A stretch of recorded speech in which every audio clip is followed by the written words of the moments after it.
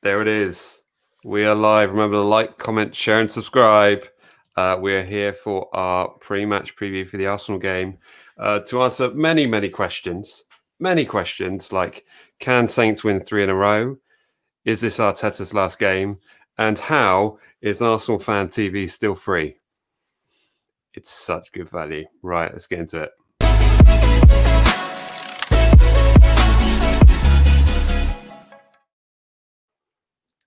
So many things to talk about. This is our... Sorry, I put my beverage down there. So many things to talk about. Of course, we didn't have a post-match show against the Sheffield games. We'll be talking about that. And football is all around us. I've just been watching Chelsea Wolves, which was a pretty good game, and now Man City's on, and we've got all the games tomorrow. But this is a Southampton channel, so we will jump straight into the Southampton topics. But first of all, Jack, how are you? You well? Yeah, mate, it's all good.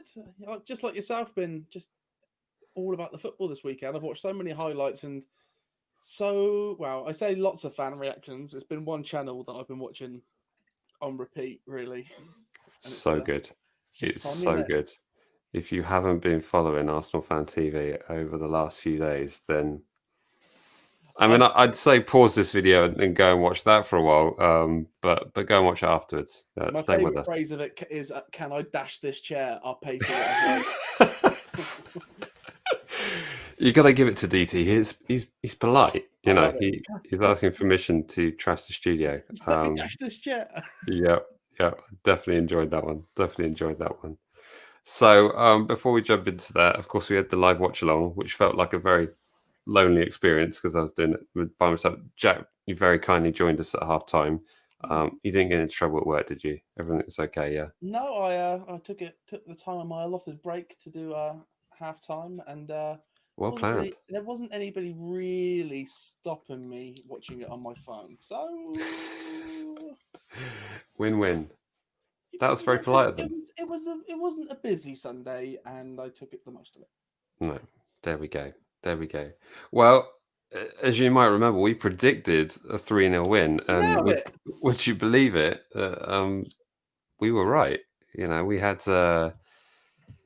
How comfortable was that first half? I mean, I think the possession in the first half was something ridiculous, like 80% possession to Southampton. It was nuts. We were in full control of it, but it got to the point where we were both saying we need to do something with the possession. Right. Second half, we did something with the possession. We made more of the game. It's great to be able to sit and watch Southampton play and it be nice, attractive football when they're working towards something. So yeah, it was just a good game. It was a good game to watch. But I couldn't imagine what it must have been like to be there. Must have been amazing. Yes. It was very special, and as much as I felt incredibly jealous that I wasn't there at the stadium, I just felt equally happy that fans were there. It was so special to hear actual fans singing. So if that was you and you were there, nice work. And to see Ralph shed a little tear. Well, I think we all did, didn't we? I did. I don't mind admitting that. Really solidified what it was. I was like, oh, this is brilliant. Do you know what, though? Had we not won, I think it would have been a bit of a dampener, wouldn't it? I will say, if we all those stats would have come back. Yeah. We can't win with fans. If we hadn't have won, the end of the game would have still been the same. I think the appreciation would have still been there for Ralph and the players because of how they've been doing. But I don't suppose you saw the Arsenal crowd about 89 minutes into the game, did you? Because I saw one guy. They were beating the crowd. in a face mask over his eyes that I thought was. I think you shared that picture of me actually full time. I can't imagine the state you're in where it's your first home game back and the fans are leaving early. There's no crowds to beat. There's no one there. Yeah, that's quite rough. It's rough. It's gotta hurt. It has. But just to finalise on the Sheffield United game, do you think anything for you to stand in particular? I mean, for me, it was Sheffield United weren't in it until the second half. The first 20 minutes of the second half, I think they sort of strung quite a few chances together, had those corners in quick succession and building up a bit of pressure. But, once we got our second, it was game over. And And I tell you what else I really enjoyed. I enjoyed seeing Redmond coming on as a substitute and scoring. I mean, it's the perfect victory if you can have a substitution who then comes on to score. So I was super happy. I watched the fan forum this week. Have you watched that yet? What's that? A little sit down with Ralph. The Ralph one. I've watched the first 20 minutes, I think. There's a really good bit when they talk about substitutions, and because even in this game, I was like, oh, it's leaving it late again, and he was just talking about how he'd rather have a team that he knows is successful on the pitch than than risk it later on in the game. Right. And he was just talking about how much better the team is now. Like, you don't want to make a substitution unless you're going to be improving the team. And for the first little chunk of the season, there's nothing on the bench. You sit there going, you should probably make a sub, but who's he going to bring on? Right. But now we're at a point where you'll have Redmond, Gineppo, you're Long, but you're going to have like a pretty stacked little bench there. Yeah. So it's later on in the game, and that's, like you say, for Redmond to come on and score the best goal of the game as well. Looking back over the highlights, I was like, oh, it's a shame that the first two are all sort of deflected and gone in, because it kind of looks like maybe they got the best shots ever, and then Redmond absolutely pelts it in. So it's It was just a good goal. It was a great goal, great display. It was nice for Redders just to get back on the pitch and score for us. A confident Nathan Redmond is a scary prospect. It's he needs to get that confidence to get those chances. So yeah, there we go. Thoughts on Sheffield United? Is it? I mean, they've got 1 point from 12 games now. Is it over? I mean, it's never over, is it? It's never over, but do they look like the sort of side to you that they did for that first 10 minutes in the second half? Suddenly they were playing the wings again, and they kind of looked like Sheffield United the last season. So it's in there for them to start playing like that. It's just there's obviously stuff really knocking their confidence to do it. So maybe I think all it would take is for them to do, like, if they got like a player in January that's just like a mini Bruno Fernandes. Do you know what I mean? Just something that can just light it up for them a little bit. Just give them something to work with. I think maybe they're just missing that new element in the team, which we knew they missed in the summer. So yeah, I think they could do something with it, but because the team's there and the manager's there, but it's looking rough. It is. It's looking rather worry. But who knows? Like you say, it's never over. Right, moving on to, I think, the reason why the most people are tuning into this one. We have a game against Arsenal. Now, they haven't won in their last 5, I think. Yeah, they're not. Their last 5 at least. Their last 5. It's the first time they've lost to Burnley, I think, at home, or maybe competitively in the Premier League. Either way, did you see that game against Burnley? Yeah, I sat there and watched I sort of saw what happened. I saw the red card, and I was like, well, I've got to watch this. And so I just sort of scanned back through the game and then caught up. So by the time I caught up again, they had scored. I was like, oh, this is brilliant. This is great entertainment. And then it was just so many yellow cards. Just so many yellow cards. Was the Xhaka a red for you?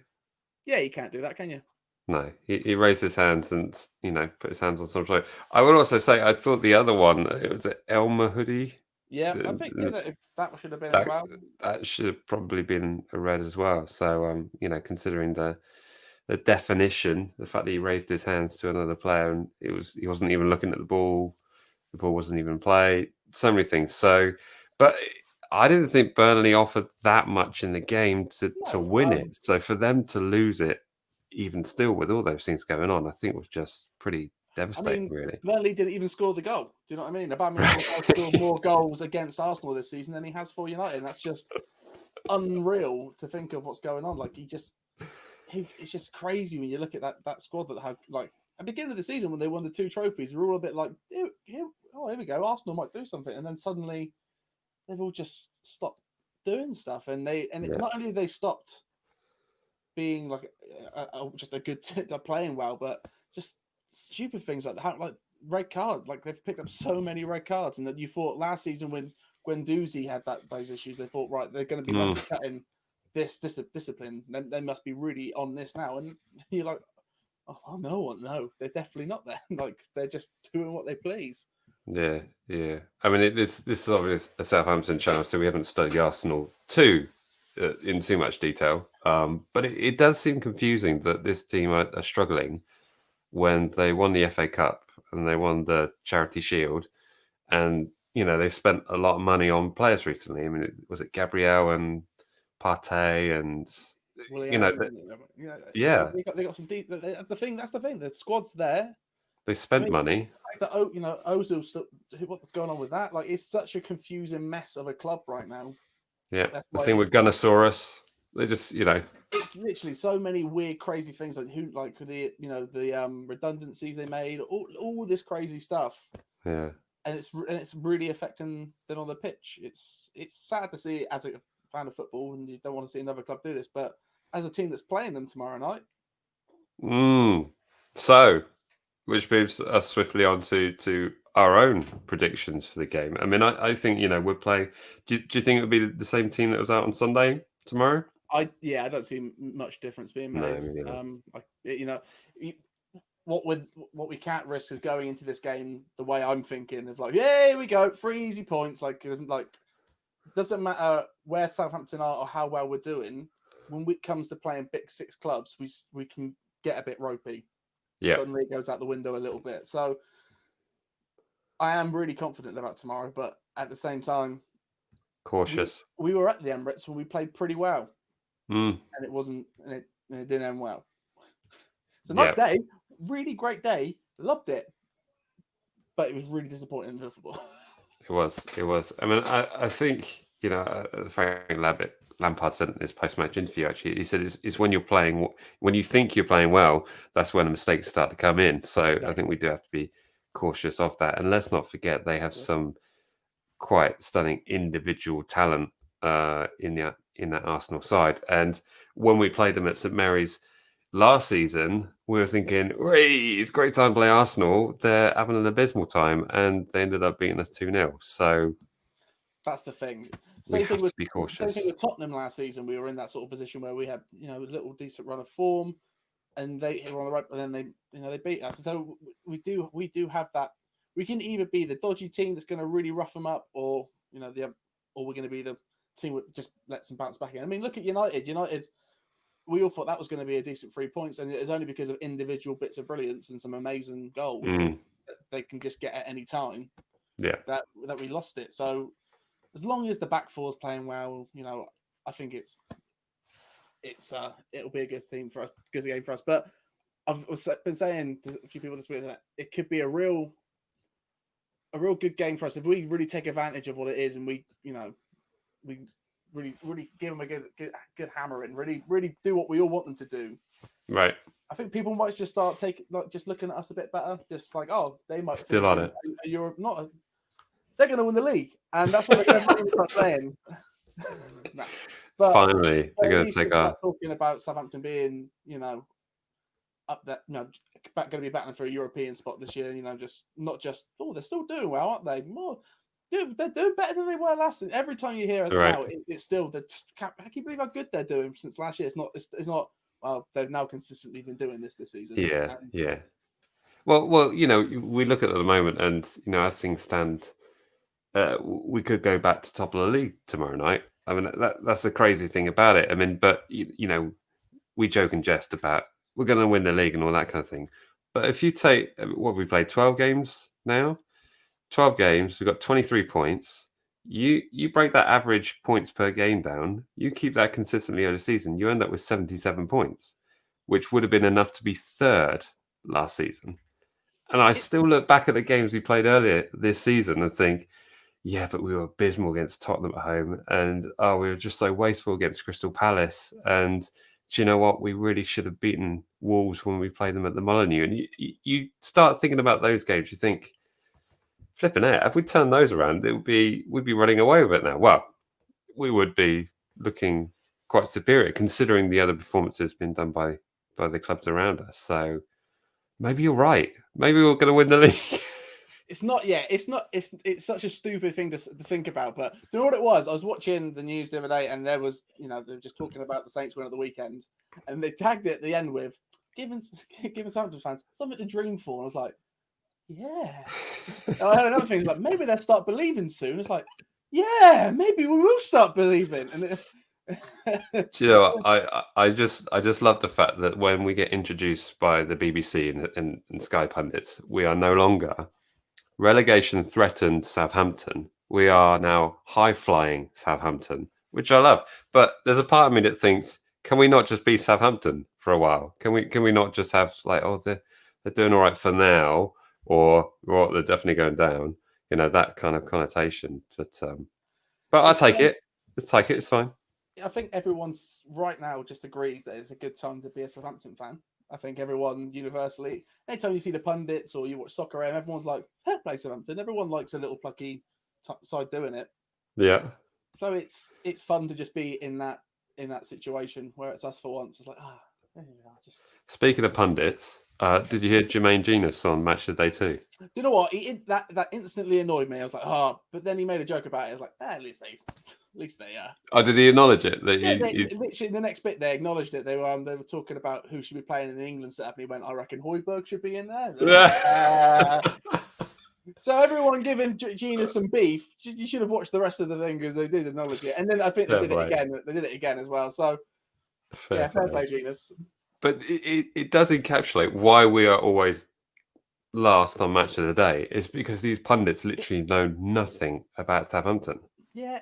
Have you heard the analysis? I mean, it's literally a joke. It's like they'll pick out one particular player that they've watched for the last 3 hours that afternoon, speak about that, and move on. But you know, I get it. They're probably going to be talking a lot about the top 6 clubs and having to do much more interviews about those subjects than they are about us. I think that's been a thing that I've been talking to a few people about. What's annoying me about football punditry right now, and there's when you go to find it, like there's just not a lot. Like there's no like, especially in mainstream, it's just big talking points. It just gets pretty boring after a while. So you got to go seek it out. That's why you read the Athletic and you listen to the Tifo podcast. And you watch fan channels. Like you get way more out of it. So I will always watch the Sky and see what they say because they're talking about Southampton and I want to hear it. Right. But Jack, you make an excellent point over the course of these shows over the last weeks, and that is that fans should really watch the fan channels. Yeah. They should read the Athletic, watch Arsenal Fan TV just all the time. Honestly, just for a bit of humor. There's absolutely no shame in watching another team's fan channel because I want to know what they're up against. I want to know what the situations are. Right. All the team. I watch the Toffees one. I watch United Stand. I watch loads because I like great stuff. League. And it's funnier and more. I'm gonna get more into the team than I am. Like I can't. Like, sometimes I wonder. Like, is it because I'm a Southampton fan and we live in the south that I always see Franny Benali on Sky Sports? Like, are there like Newcastle fans that are like, who is this guy that's on TV like all the time? Like, is it just me? Like, or is it just because like? And it's not just because I watch a lot of games and I see Franny Benali a lot. Do you know what I mean? So that's great. Sometimes I just think Southampton just more present than I think they are. Yeah, absolutely. So before I jump to the score prediction section of the show, I'm going to go into the chat section because there's quite a few people having a chat here. Let's get a few of these guys on. Here's a good question from Kelly19. Do you guys think if we keep Ralph, what's this if about? I don't like that. Sorry. Do you guys think if we keep Ralph, invest properly in the next 3 years, do you think we can win a trophy? I would say, do you know what? There's every chance because we nearly won a trophy with Claude Puel. You're not wrong there. But we crashed out of the cup, the League Cup very early this season when we could have actually made a run for it. And looking at the draw now, it's kind of disappointing that we're not there. But I personally think yes, and I would certainly think that Ralph is going to stay on for at least the remainder of his contract, is my honest opinion, because I don't think he wants the headache of a big club just yet. How about you, Jack? If everybody hasn't watched it, that the fan forum this week is really, really great, and it really sort of gives you a good look at how the club's being run. And I think, and the way even Southampton look at it is that it's it's different to everybody else, that they're really setting up the club, and it seems like a really big mission of what they're doing. The fact that Ralph's taken over control of the youth team, the scouting, there's director of football, it really seems like they've built a lot around Ralph, and it's going to be hard for them to transition out of it. It feels like he's going to be there for a while because he's really setting up most of the plans, and he's very invested in what we're doing. Mm-hmm. And it's just it feels like they're running us differently than everybody else. And by the end of it, it just made me think, I feel like Ralph's going to be here quite a while, and unless something goes ridiculously wrong. Right. I think like the way we're playing, the way we're set up, and the way we're going forwards, and just where we are, I think it really reassured me as a Southampton fan that they're not going to balls this up. Yeah. Who? The board? The board, the club itself. We're not going to implode. It's not going to, It seemed like we had an idea when we got Poch, and then it seemed like we still had that idea when we got Koeman. And towards the end of Koeman, it seems like we were losing it a little bit. And then by the time Pure was there, it was out of control. Yeah. And now it finally seems that we've got an idea of the club again. They're playing, and they are really playing that Southampton way because it's all about the youth and it's all about bringing these new players in. And they openly admit that players going to come here for a stepping stone, but they want to get the most out of them once they're here. Yeah. So and Ralph's going to want to get trophies in that time and go on European holidays. I can't wait to go on a European holiday with Ralph. No, absolutely. Well, I think look at the start we've made to this season. I think most fans listening to this now would be disappointed if we weren't in contention for a European place at the end of the season. And I think we've got every chance to believe that because of the amount of games the other clubs are going to be involved with who are around those kind of positions. I mean, the likes of Arsenal Arsenal are nowhere near, but the likes of Tottenham, Chelsea, they're all going to be involved in Champions League and Europa League ties. I think the competition for third and fourth is going to be really, really tight this year. But that kind of means those positions below them as well will be somewhat more gettable because that's the positions that people are going to be sort of finishing in. So I think we're a good shout. And also the way we play and the systems now, I think the way we play is really well set up for European teams. Like I can't wait to see Southampton play a Bundesliga team because I think that's just going to be. I think that would be a really fun match to watch. And you know what, Ralph deserves that for the amount Imagine if we got Leipzig in a European Cup. Like we get smashed, but it'd be fun. That would be quite something wonderful. I mean, that's another reason why I think Ralph is here for the long term is because he's had chances to go to big clubs throughout his career. He could have gone maybe Dortmund, maybe Bayern Munich when he was in and around the German leagues. He was very well respected over there. No one's going to give him what he's got here because if he goes to a bigger club like let's say United want him because of their free fall right now, he's never going to be able to take over everything that he's got at Southampton. He won't be able to run the youth and he'll be able to run that and concentrate 100%. Too much red tape. There's so much going on. Yeah. Where here he's got his hands in everything. So he's fully involved. Like the fact that the youth squad is now playing exactly to his system, so that when they come in, they're playing to like they're building everything onto him. So it just feels like he survived last season. If he survives that, we're gonna give him a lot of leeway. Yeah, he's doing really, really great things, and we can all see those great things. Exactly what he's doing. Yeah, absolutely. And I think going back to the whole kind of other reasons why he was. I mean, we've got a very small squad, and I think those other big clubs have very large squads. And sometimes when you have something large, you've got lots of personalities, and it's difficult to control those situations. Which is why I have even less sympathy for the likes of Jurgen Klopp, who's complaining about too many games in quick succession. It's like you are part of a big club. You have a large squad. You have a large amount of depth in your squad. Use it, and that's what it's there for. So, I just wanted to get another dig at Jurgen Klopp in there. So I think everyone's just getting tired. One per show. That's what we do. Everyone gets tired of that complaint. Here's the thing. We can do it one per show. So when those shows talk about it for 45 minutes, that's when I click off. It's true. Okay, fair enough. Moving swiftly on. Tristan's putting a comment here because I'm sure it's on our minds every day, every waking hour. Do you think Ainsley will extend his contract? Yeah. I don't see him going anywhere. I think it's just too set up around him. He's got a great thing going for him. His family's down here. And one thing I took away from the press conference is just don't believe what you hear. Right. So, I wasn't worried about people when people were saying Tottenham are going to be in for him. And now, would I be more worried after he's had to have another injury, another surgery? Well, not to be like I feel that's going to take any effect on him.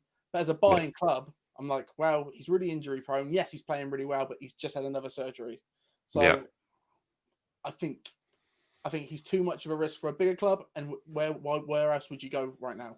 Yeah, absolutely. I too think he will sign a contract and extend. I think they will also extend the top salary to keep him at Southampton. But I will never begrudge Danny Ings if he decides to leave, because that's football, sadly. And it might sound bizarre for me to say that live on air. Depends.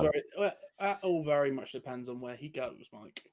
Yes, indeed. But the reason why, it's part of the reason why I think football's a bit broken and the financial side of it is because, he'll be looking at other players in other clubs who are earning 3 times the amount of money per week than him, who are performing at a far lower grade than him. So it's just a case of, it's up to us, isn't it? It's up to us if we can keep this good momentum going and end up in a European spot next. So there was a funny little comment on the forum where they said that, when you're looking at the youth squad and you're looking at the players that you can bring in and out, sometimes you have to offset how good a youth player is to how much do we want to keep Danny Ings. It's like, listen, we could get another centre midfielder, or we could use the youth and get Danny's contract extended. And it's really nice to hear them just openly admit that, like, listen, yeah, we're going to do everything to keep Danny. So just everyone just there we go. Well, that sounds pretty conclusive that they're going to get a deal done. So sit tight. That's going to be a Christmas present from Southampton. Just you wait. There's a funny one here. Someone's asking, why don't we get Pogba? I won't mind that swap. I haven't seen much from Diallo yet, so we will see. Is that that's who they would want? Yeah, exactly.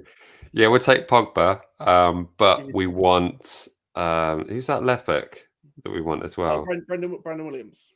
Yes, we'll take those 2 players for a swap for Diallo. It's a deal. That one's done. I think that's fair. I think it's a fair trade. There we go. Oh, look, Tom's got tickets for the City game. Have you got an email yet, Jack? Because I haven't got anything yet. I've not got an email yet. Can you check? Let's check this live on air right now. Let's go. Here we go. Can you imagine? I'm coming home.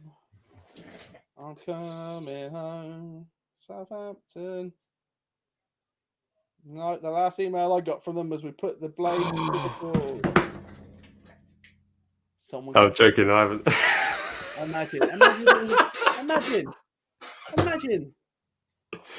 Not yet. We don't know. I nearly got you. Were so into that, weren't you? Well, I get hopeful. And, I got that vein in my head to go up, didn't I? Exactly. You've got that secret vein. And also, you live a wholesome life, mate. If they were just doing that of just purity. So there we go.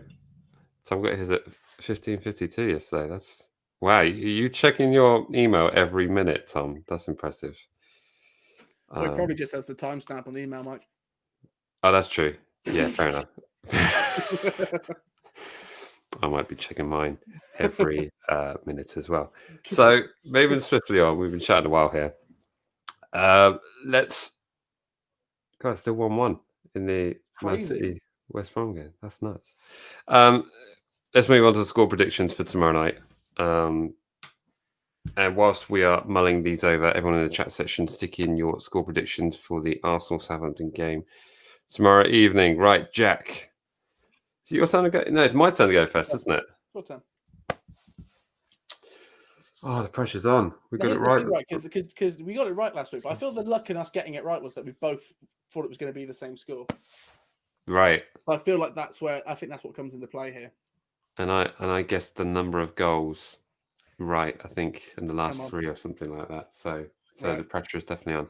I think so here's the thing. Score in the head. I got my score. Have you? Let's do this.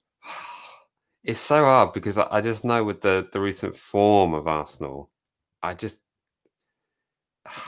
it concerns me the amount of caution that's in my mind in regards to them maybe getting something. But I'm going to go in my head, not my heart. It's rare, isn't it? I don't see them scoring a goal. So I'm going to go with 2-0. Mike, I was thinking 2-0. Really? Yeah, I was thinking straight up thinking 2-0.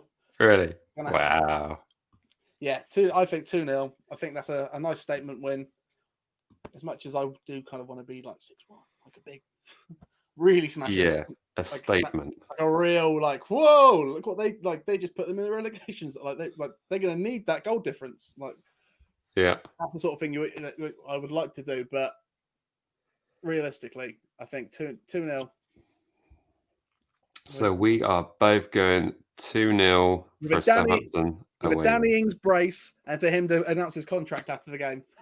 Yeah, on the post match. Yeah, with his man of the match award, like bam. With his man of the match and the match ball, because he does what he wants, and he just takes it home. So you only get that if you score 3 on Danny Ings. I'm not sure if you. And I'll set his coat. Yeah. Mine. I got this jacket off that guy. Yeah. So let's have a look at these. Emily Deary's going for a 3-1 win to Southampton. I nearly went for a 3-1, if I'm being completely honest, but I just don't see them scoring. Scroll down here. Oliver Smith is going for a 2-1 win to Southampton, again, with Arsenal's getting a goal. That's the big question. DBBCDHHDH. How do you pronounce that name? Anyway, it's going for a 3-1. Ings with 2 is brace and a Vestergaard header. Yeah, I like that. Tom's going for a 1-0 Saints win. And Alex Brown is going for a 2-0 Saints win. Oh, and Tristan is going for a 1-0 with an Ingsy 90-minute winner. There's a really aggravating draw in there I can see as well. Who comes on a YouTube channel and puts on a draw? Where's the draw? Have I just skipped over a draw? Yeah, from Kieran. Where's the draw? Kieran Yo. Come on, mate. I'm on it. Can I click it up? Can I double click it on this? I don't know. Can you? Where is it? Above Alex Brown. That's for 2-1. No, I don't see it. He doesn't see it. Sorry, Kieran, mate. But Kieran says, I would love a win, but my head says 1-1 is also Arsenal always have a bad form against us. Oh, there it is. Sorry, you put lots of words in your comment, and I couldn't read it. Laziness. It's late. Yeah, they always seem to, like last season, the way at the Emirates. We deserved to win that game, and then they won't have fans tomorrow, will they? Because they've gone into tier 3, haven't they? They will not, and no one is happy about that than the Arsenal fans themselves. Loving it. Loving it. I just can't imagine how bad traffic must be around that ground if they've got to leave early like that. It is a heck of a queue at those tube stations after an Emirates game. I thought Spurs was worse. Oh, they're all bad. The London clubs. Yeah, sort it out, guys. At least at Stamford Bridge you can walk if you want. There we go. So, and unfortunately, I won't be around to do a live watch along. So it really will be. We would be in sync with each other as well because it's on Amazon. So we would have been. I know, right? Although I was watching. Oh, it's still 1-1 in that game. I was watching on my phone, and I thought my phone was ahead than my TV by like 2 minutes. I don't get it. Why can't it all just work and be in sync? Right. Really, really weird. So might just be my TV doing weird stuff. Doing weird stuff. Right. Well, that pretty much sums up our chat on the Arsenal game. Any other talking points of any of the Premier League games over the weekend, or what else was on? It was a bit of a. a dry one, and nothing really lived up to the hype of the games. How bad was that Man United derby? Exactly. Or Manchester derby, I should say, rather. Let's put it this way. We were first on Matchday this weekend, so it tells you how bad everything else must have been. Do you think we were first on Matchday because of us or because of Sheffield United situation? I think both. I like to think it probably is both, but I think hopefully there's a little weight on that says, look how well Southampton are doing. Like, that's what I mean by this win against Arsenal. If that's what I think, you beat Arsenal. Let's dream high. We beat them, 4-0, and Arteta gets sacked. Right. And that to do that, again, it'll be that. Of course, the headline will be, look how far they've come. But I would hope push it after that game. You would push on from that. That would almost be like the completion of it. That would be, look what they've done. They've belted a team, and we could go top, can't we? Well, we can do. I mean, I think there's. It'll be a game in hand, but they will go. But Liverpool Spurs tomorrow night. So the top two are playing each other. And I think that'll be a draw, and that'll be really great for us. Yeah, exactly. That's what. But imagine if tomorrow night we stuff Arsenal, and that game is a draw. Then suddenly it's look at what these guys are doing. Yeah. There are teams dropping points. I mean, Chelsea lost again tonight. That's 2 on the bounce. My question is what position do we have to be in that in January they just reinforce it a little bit just to be like, let's see how far we can push this. We have to be top, I think, for anyone to risk it. Because that's what they did with Leicester, wasn't it? Because Leicester were running away with it. And it was like, do we believe now? And Gary Neville said, I'll do match a day in my pants if they win. And then him get more and more nervous towards the end of the season. That's great. I mean, should we do a similar should we do this show in our pants? No. If we... No? Right. No. And even if we are first with 10 points clear, I reckon the pundits on match a day will still be going. And it was a shock not to see Højbjerg start for Southampton, considering how well he's been doing this season. The thing is, though, you almost love it from the mainstream media because the last thing that any of us want is for Southampton to do really well this season, and this summer people get picked off. Do we just grab hold of Vestergaard, get them all to sign big, lovely new contracts, right? Keep them here. But here's the difference, and it's a big one. It's because last season, when everyone was performing, we were just talking about Danny Ings. Yeah. But now we're talking about Kyle Walker-Peters. We're talking about James Ward-Prowse. We're talking about Yannick Vestergaard.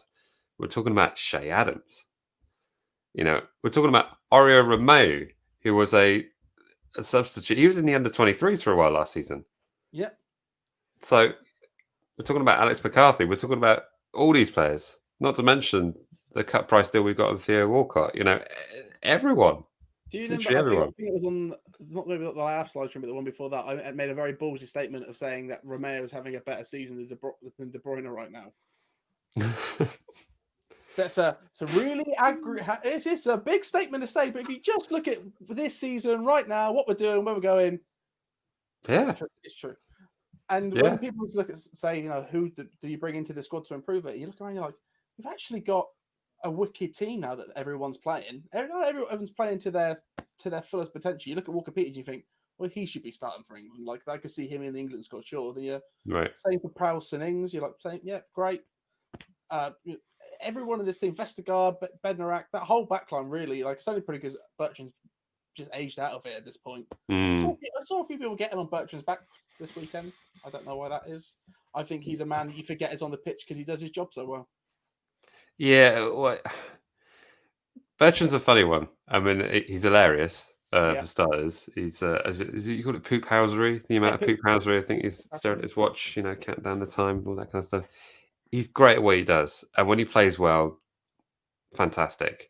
But the way we play, because he stays back with Kyle Walker-Peters just flying up the wing, and so he plays amongst that back three. So I think he's playing a very different role. Yeah, as we're kind of expecting him to be doing more of what Kyle Walker-Peters, and that's just not what he's doing. That's not okay. When we signed him, that was probably more along the lines of him getting up there, getting goal. But how often do you come away from a game going, cool, but that was Bertrand's fault. That was Bertrand messed that up. Bertrand gave it. You don't really. Maybe I can't really think of passes that he doesn't go off. I mean, it's pretty simple passes that he does, but he's never really the problem. No, But then you do really feel it when he's not there. So you do. He's the silent man of the squad, and I don't understand why people are hating on him. I think our entire back four are just the best right now. Yeah, I think it's the best it's been in a long time. We're still intrigued to see when Salassi is going to come on. Exactly, that could be. I mean, they could start him against Arsenal if they wanted to. I can't see them being that much of a problem. So there will be a couple of players which will be going back to face their future previous employers. Cedric will likely be starting for Arsenal because, of course, Bellerin's out, suspended. Xhaka got the red card, so he's out. And then is Pepe still out as well? Pep's still out because he got a straight red, didn't he? Yeah, so I guess he would be, because he got the straight reds in the previous game, wasn't it? Yeah, so it wasn't the last game; it was the game before. That's right, against Leeds. And the straight red's 3 games, isn't it? Yep. I would assume he's still out. So that's a fair chunk of their squad. It is, but they've still got some individually very talented players, so we'll see. But I think I read here in the chat section someone was talking about Theo going back and scoring a winner. That'd be quite something. Has he played against Arsenal since leaving? I feel like he's been injured for that game every time. Don't know. Because you're right, it would be great, like getting back there. But I mean, the awful thing will probably what happen is we go there, he scores a hat trick at the end of the season, he goes back to Arsenal. You're right. just to break our hearts even more. No, I don't think he's doing that. It's But I would love to see Walcott not just score, but just get his shots on target. Just start really testing the goalkeeper, because I think that's where his game's going to really need to step up. Especially when you saw Redmond come on and be deadly. It's going to be good to have contention in that place. That's going to be fantastic. But it is. That's what I'm thinking about. Maybe you might see actually Redmond start instead of Theo, but I don't know. Because that's the only position. That's the thing. If you see Redmond starting because he scored, but then imagine how much Theo will want that goal getting on the pitch, scoring against Arsenal. Like he really want that. So like you said, I wouldn't be surprised if Redmond does start. Yeah. Tom agrees with you there. Bertrand, very consistent. Thank you. I'm very passionate about it. I'm looking to fill a Yoshida-shaped hole in my life, and I think maybe Bertrand's that. Maybe Bertrand's it. I do watch that throw-in against Bournemouth an awful lot. That. Yeah. There's a place in our hearts for Bertrand right now. Absolutely. Yeah. So there we go. I think that pretty much sums it up. Wow. 6:00 tomorrow night to kick off. Jack's going for a 2-0. I'm going for a 2-0. The majority of the chat section is also going for a Saints win, with various variations. We're all feeling very, very excited. Yep. And then after that, we've got Man City away. And as it stands at the moment, me and Jack are not going to that. A few lucky people in the chat section are. Congrats to you. I'll be honest, the last few times we've gone to that game, it's not been enjoyable. Well, the last time we played at home, it was that day and halfway. So yeah, I guess so. But I mean, the last ones that we were at, if they can't beat West Brom when they're at home, that's the thing. People laugh at me saying we're not the title challengers, but people still right now are talking about City still being in with a shout. Like, that's crazy that they still are, but they do. Yeah, they can't be. They're not winning. They couldn't beat Man United the weekend. Exactly, they can't be United. Like, there's something really wrong. So everyone's shaky. And what happens when people are having a shaky season? Yeah, it's just Spurs are the team to beat, really. Quite honestly. Yeah, absolutely. Yeah, so Man City, then Fulham, and then West Ham. So it's all to play for. So many points. But have you seen how Arsenal's fixtures are laughing at them? Yeah. Home away. What we got to try and do is, if we somehow obliterate Arsenal tomorrow, to get on the Arsenal fan TV somehow. I don't know how.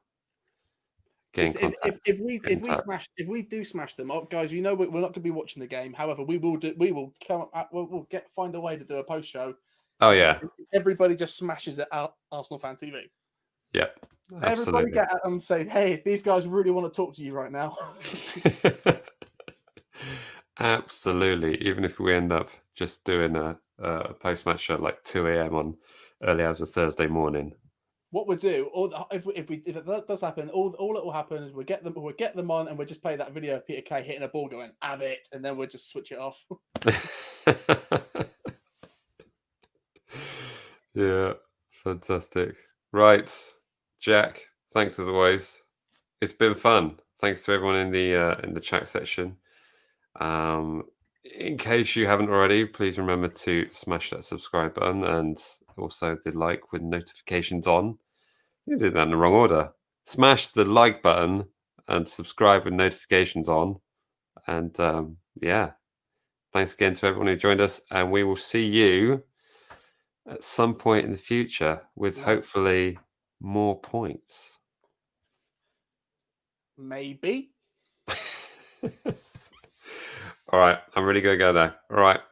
Like, comment, share, and subscribe, and we will see you in the next one. All right. Thanks, everyone. Cheers. Bye, guys. Bye.